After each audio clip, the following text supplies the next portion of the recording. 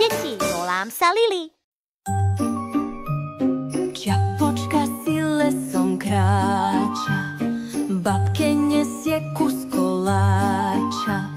Vlk ju z ďalky pozoruje, plán si v hlave pripravuje.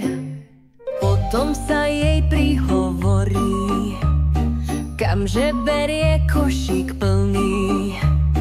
Čiapočka mu odpovie, že stará mama chorá je.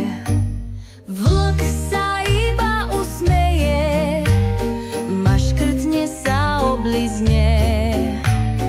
Beží rýchlo rovno vpred, chce byť v cieli prvý hneď. Klop, klop spraví na dvere, babku na jeden hryzie.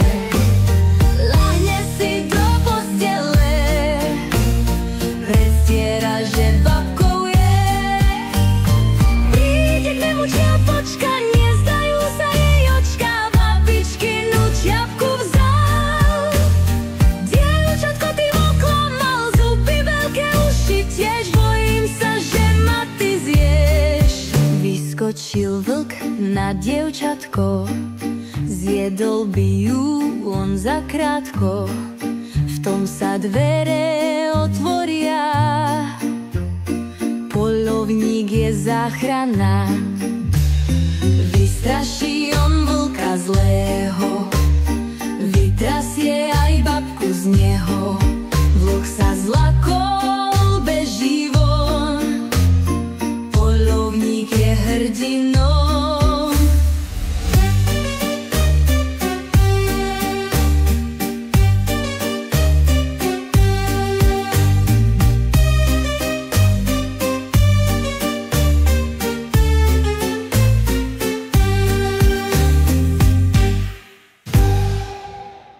Nezabudni sa prihlásiť na odber, aby ti nič neuniklo.